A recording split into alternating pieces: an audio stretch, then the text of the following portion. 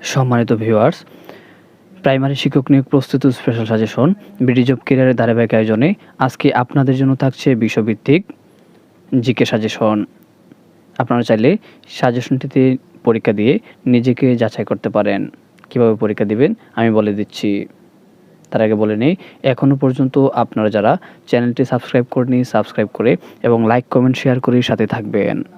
প্রথমত, প্রতিটি প্রশ্ন বলার পর কিছুক্ষণ সময় দেওয়া হবে।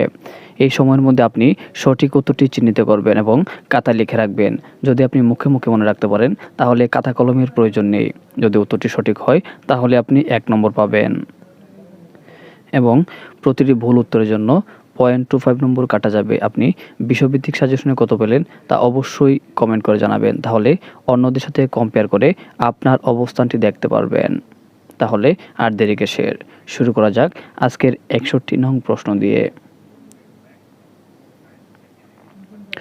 61 নং প্রশ্নে বলা আছে, দুটি পাহাড় ও পর্বতের মধ্যবর্তী নিম্নভূমিকে কি বলা হয়? দুটি পাহাড় ও পর্বতের মধ্যবর্তী নিম্নভূমিকে কি বলা হয়?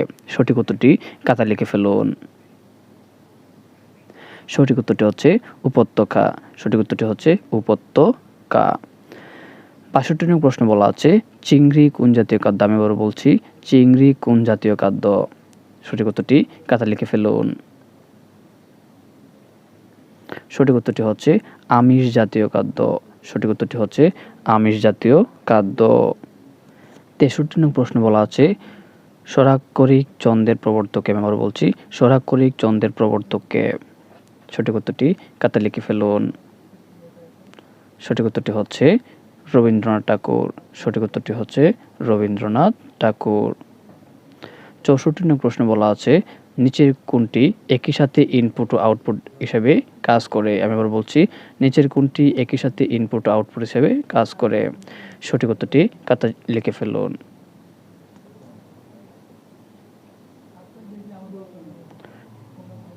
সঠিক উত্তরটি হচ্ছে টাচ স্ক্রিন। সঠিক উত্তরটি হচ্ছে টাচ স্ক্রিন। 65 নং প্রশ্ন বলা হচ্ছে, দেহে অ্যান্টিবডি তৈরি করে কোনটি? আমি আবার বলছি, দেহে অ্যান্টিবডি তৈরি করে কোনটি?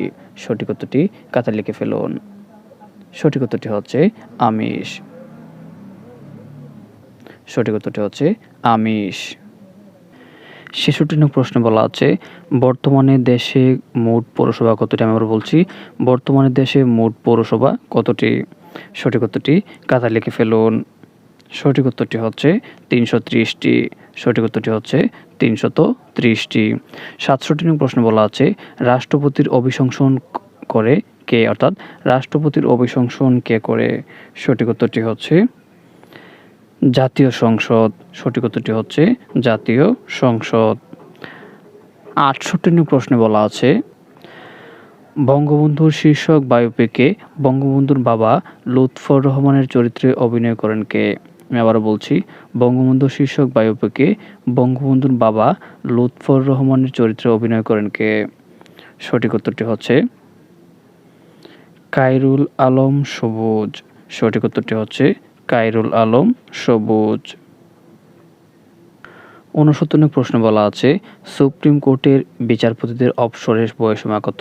সুপ্রিম কোর্টের বিচারপতিদের অবসরের বয়সসীমা কত? সঠিক উত্তরটি খাতায় লিখে ফেলুন। সঠিক উত্তরটি হচ্ছে 67 বছর। সঠিক উত্তরটি হচ্ছে 67 বছর। 70 নং প্রশ্ন বলা আছে, বাংলাদেশে কত সালে উপজেলা ব্যবস্থার প্রবর্তন করা হয়? আমরা বলছি, বাংলাদেশে কত সালে উপজেলা ব্যবস্থার প্রবর্তন করা হয়? সঠিক উত্তরটি খাতায় লিখে ফেলুন। সঠিক উত্তরটি হচ্ছে 1985 সালে। সঠিক উত্তরটি হচ্ছে 1985 সালে।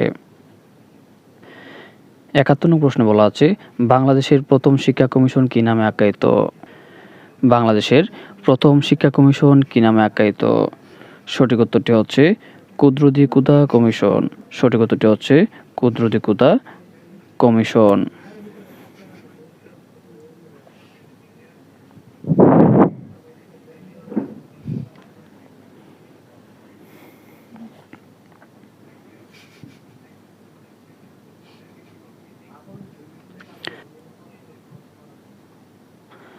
৭২ নং প্রশ্নে বলা আছে বাংলাদেশের প্রথম নিরক্ষরমুক্ত জেলা কোনটি? আমি আবার বলছি, বাংলাদেশের প্রথম নিরক্ষরমুক্ত জেলা কোনটি? সঠিক উত্তর হচ্ছে মাগুরা। সঠিক উত্তর হচ্ছে মাগুরা। ৭৩ নং প্রশ্নে বলা আছে বাংলাদেশের কৃষিক্ষেত্রে বলাকা ও দোয়েল নাম দুটি কিসের? আমি আবার বলছি, বাংলাদেশের কৃষিক্ষেত্রে বলাকা ও দোয়েল নাম দুটি কিসের? সঠিক উত্তর হচ্ছে উন্নত জাতের গম শস্য। সঠিক উত্তর হচ্ছে উন্নত জাতের গম শস্য। ৭৪ নং প্রশ্নে বলা আছে দেশের প্রথম এক্সপ্রেসওয়ের মোট দৈর্ঘ্য কত? আমি আবারও বলছি, দেশের প্রথম এক্সপ্রেসওয়ের মোট দৈর্ঘ্য কত? অর্থাৎ দেশের প্রথম এক্সপ্রেসওয়ের মোট দৈর্ঘ্য কত? সঠিক উত্তর হচ্ছে ৫৫ কিলোমিটার। ৭৫ নং প্রশ্নে বলা আছে বীর শ্রেষ্ঠ ক্যাপ্টেন মহিউদ্দিন জাহাঙ্গীরের কবর কোন জেলায়? আমি আবার বলছি, বীর শ্রেষ্ঠ ক্যাপ্টেন মহিউদ্দিন জাহাঙ্গীরের কবর কোন জেলায়? সঠিক উত্তরটি খাতায় লিখে ফেলুন। সঠিক উত্তরটি হচ্ছে চাঁপাইনবাবগঞ্জ জেলায়। সঠিক উত্তরটি হচ্ছে চাঁপাইনবাবগঞ্জ। ৭৬ নং প্রশ্নে বলা আছে জাগ্রত চৌরঙ্গী স্মৃতিসৌধটি কোথায় অবস্থিত? আমি আবার বলছি, জাগ্রত চৌরঙ্গী স্মৃতিসৌধটি কোথায় অবস্থিত? সঠিক উত্তরটি খাতায় লিখে ফেলুন। সঠিক উত্তরটি হচ্ছে জয়দেবপুর। সঠিক উত্তরটি হচ্ছে জয়দেবপুর। ৭৭ নং প্রশ্নে বলা আছে বিখ্যাত ৬০ গম্বুজ মসজিদ কোন জেলায় অবস্থিত? আমি আবার বলছি, বিখ্যাত ৬০ গম্বুজ মসজিদ কোন জেলায় অবস্থিত? সঠিক উত্তরটি খাতায় লিখে ফেলুন।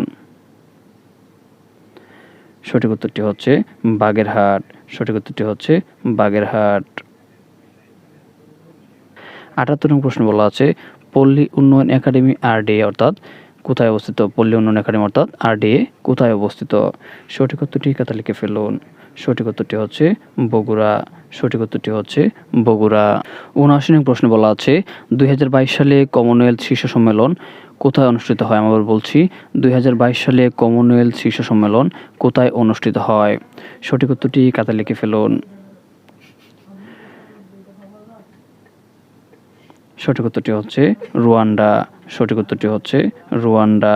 এই রুয়ান্ডাতে ২০২২ সালে কমনওয়েলথের শীর্ষ সম্মেলন অনুষ্ঠিত হয়।